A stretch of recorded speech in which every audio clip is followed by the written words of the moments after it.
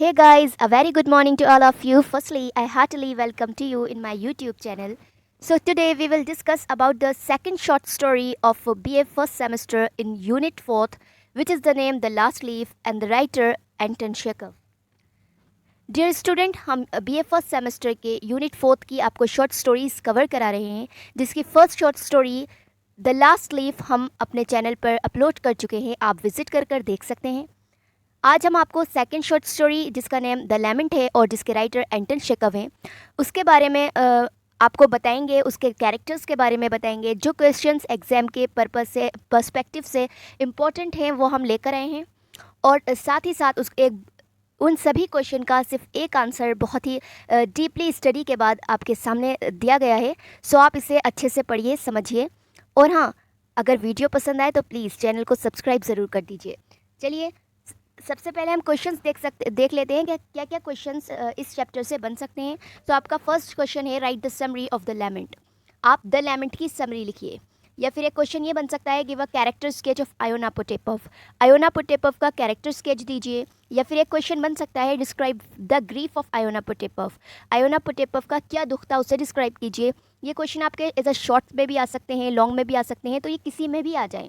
आपने ये आंसर तैयार कर लिया तो आप बहुत ही आसानी से कोई भी क्वेश्चन को आंसर में किसी भी तरह के आंसर में कन्वर्ट कर सकते हैं, क्योंकि हमने फुल चैप्टर को रीड करके और सभी चीज़ों को देखते हुए, सभी चीज़ों को अपनी नज़र में रखते हुए इस आंसर को मैक किया है। अगर कोई कैरेक्टर स्केच आपसे इसमें पूछ लिया जाता है, जो कि मैं देखिए, इसमें जो कैरेक्टर्स हैं वो कोई ज़्यादा कैरेक्टर्स नहीं हैं। जो मैन कैरेक्टर है वो आयोना पोटेपव है हमारे, जो कि एक स्लेज ड्राइवर है, ठीक है।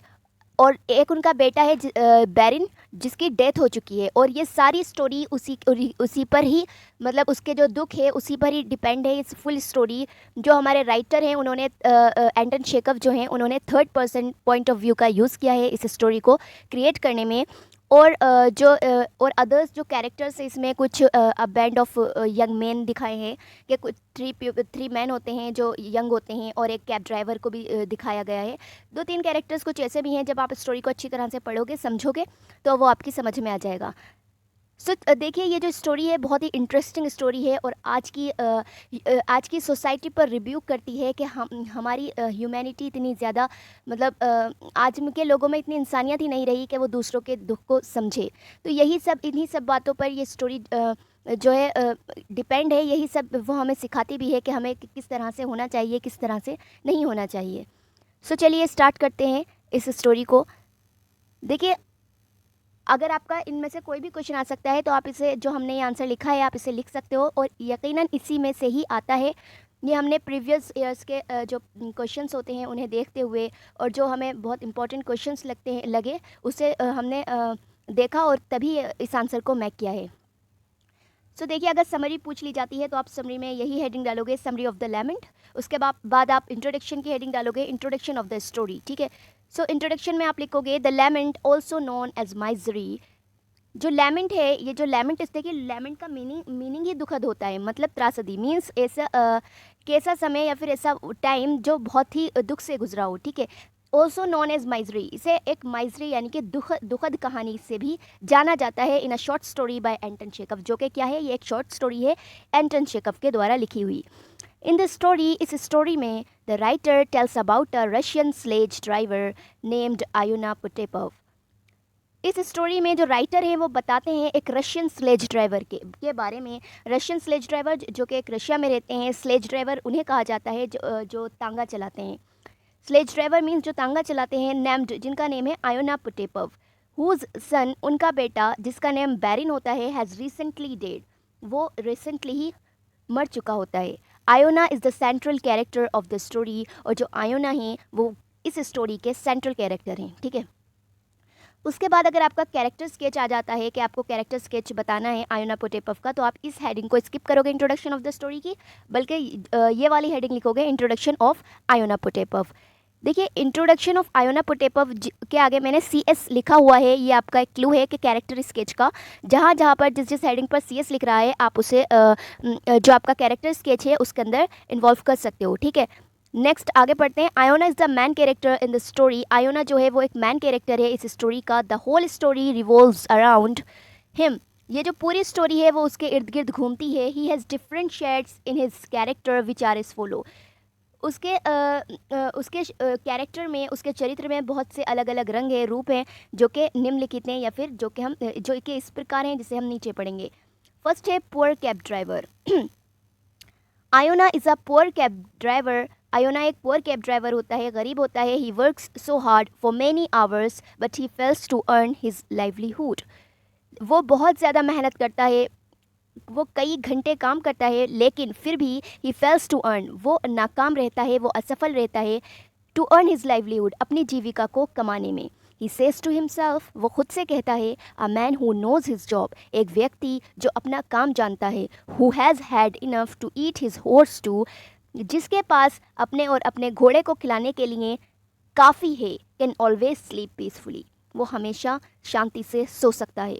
ये जो मैंने ब्लैक पेन से लिखा हुआ है ये कॉटेड है, ये आपका टेक्स्ट से लिया गया है, टेक्स्ट की लाइन से, इसलिए मैंने कॉटेड करके लिखा है इसे कोटेशन में। सो आप भी इसे ऐसे ही लिखें। नेक्स्ट हेडिंग है old age. Old age. Iona is an old person. He is so old that he can not drive his horse properly. Iona जो है वो एक बहुत ही बूढ़ा व्यक्ति है। ही इज़ सो ओल्ड, वो काफ़ी बूढ़ा है। That he can not drive his horse properly, यहाँ तक कि वो अपने घोड़े को भी सही तरह से नहीं चला सकता।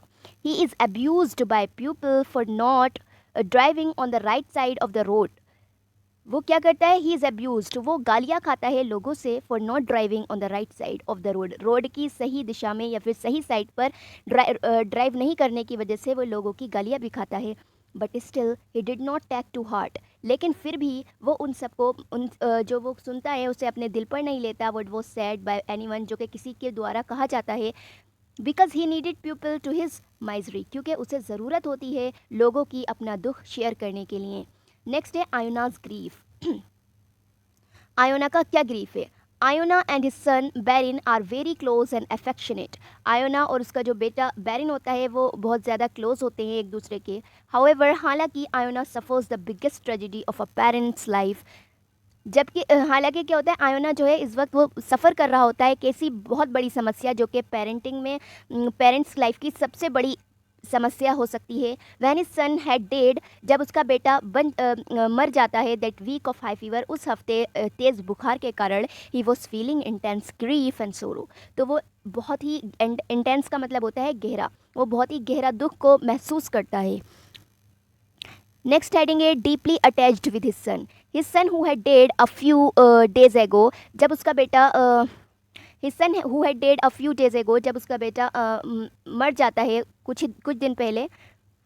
Iona recalls to himself the last words of his son, तो आयोना जो होता है अपने आप को याद दिलाता है या फिर खुद याद करता है the last words of his सन, अपने बेटे के उन लास्ट वर्ड्स को, जब वो अपने मरते समय कहता है। In his mind every detail of बैरेंस फ्यूनरल कम, उसके दिमाग में, उसके माइंड में वो सभी डिटेल बैरेंस के फ्यूनरल की, फ्यूनरल मीन्स होता है अंतिम संस्कार, जब वो उसका अंतिम संस्कार होता है तो वो सारी चीज़ें उसके दिमाग में घूमती रहती हैं।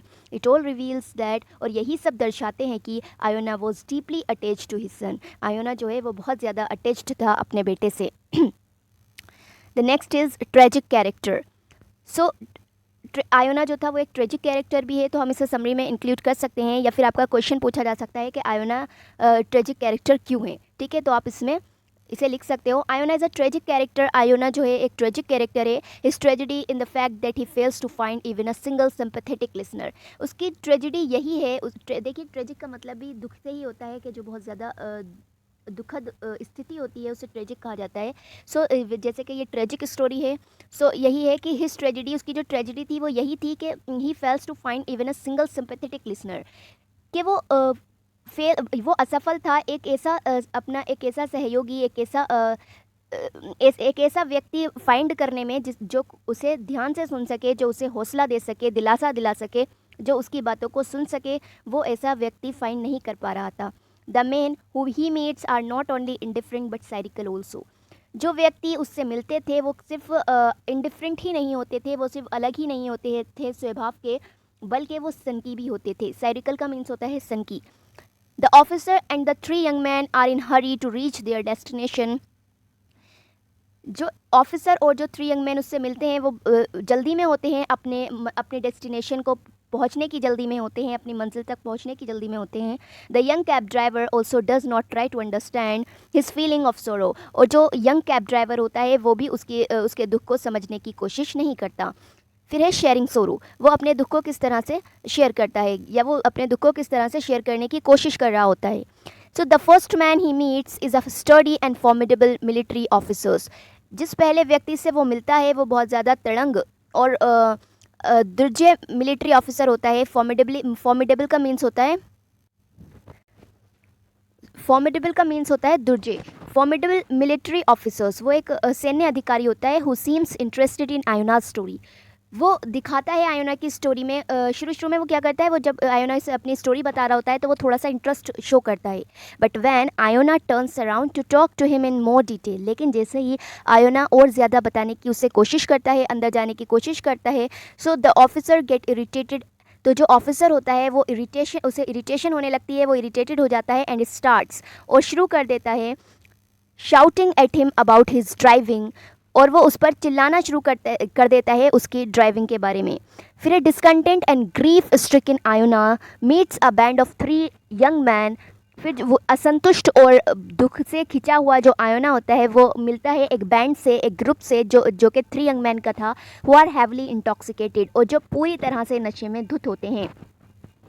Iona narrates his sad story, Iona उन्हें अपनी सैड स्टोरी सुनाता है। But they are all too wasted, लेकिन ये सब व्यर्थ जाता है। टू पे अटेंशन, उनकी अटेंशन लेने के लिए। Of them tries to soothe Iona by saying that everything dies in the end, और वो ये कहकर उसे चुप करा देते हैं कि सब को आखिर में मरना ही है। ही फाउंड्स, यहाँ पर ऐसा आएगा फाउंड के आगे, he founds no companion to share his sad story, और वे कोई भी अपना ऐसा साथी नहीं फाइंड कर पाता और नहीं खोज पाता जिससे वो अपनी सैड स्टोरी शेयर कर सके। फिर है the loyal horse. Next heading है आपकी समरी की, the loyal horse. In last, आखिर में, he decides to feed his horse some है। लास्ट में वो क्या करता है, वो डिसाइड करता है कि वो अपने घोड़े को कुछ घास खिलाएगा। While he is alone with his loyal horse, जब वो अकेला होता है अपने घोड़े के साथ, जब वो अकेला होता है अपने घोड़े के साथ, he pours his heart out to the animal. Heart out means खोल देना, पूरी तरह से खोल देना, या फिर पूरी तरह से शो कर देना कि एक चीज़ को। तो जब वो अकेला होता है अपने घोड़े के साथ तो वो अपने दिल को उसके सामने पूरी तरह से खोल देता है। कहने का मतलब ये है, अपनी जितनी भी सारे दुख होता है उसके सामने बयान करता है। द हॉर्स लिसन्स, ये एल है, the horse listens to Iona passionately as if trying to console his master. Horse जो होता है वो उसकी बातों को इस तरह से सुनता है, इतने सब्र के साथ, इतने धैर्य से उसकी बात को सुनता है जैसे कि वो अपने मास्टर को दिलासा दे रहा हो। फाइनली, आखिरकार, even though in a crowd of 1000 people, हज़ारों लोगों की भीड़ में, Iona finds a friend, Iona एक अपना दोस्त पा लेता है, which has a compassionate heart, जिसके पास एक हमदर्दाना दिल होता है। मतलब हज़ारों लाखों लोगों की भीड़ में उसे एक जानवर ऐसा मिलता है जिसके पास उसकी बात सुनने के लिए वक्त होता है, उसके बात को समझने के लिए वो हमदर्दाना दिल होता है। फिर है मॉरल लेसन। इस स्टोरी का क्या मॉरल लेसन हो सकता है, या फिर इसका कंक्लूजन क्या है, ठीक है। तो इसको किस तरह से कंक्लूड किया गया है। So the story is a stringing, ये जो स्टोरी है, the story is a stringing rebuke of the modern society.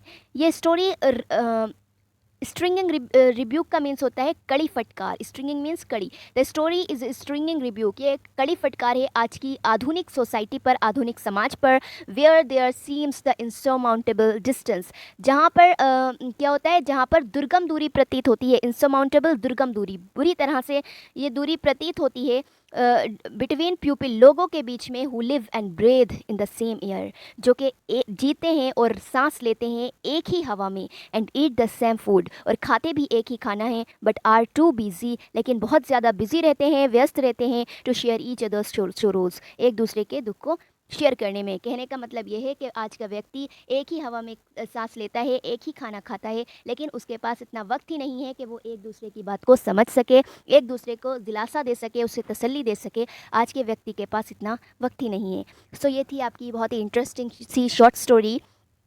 अगर आपको पसंद आई हो तो प्लीज़ लाइक ज़रूर कर दीजिएगा। Okay, thank you.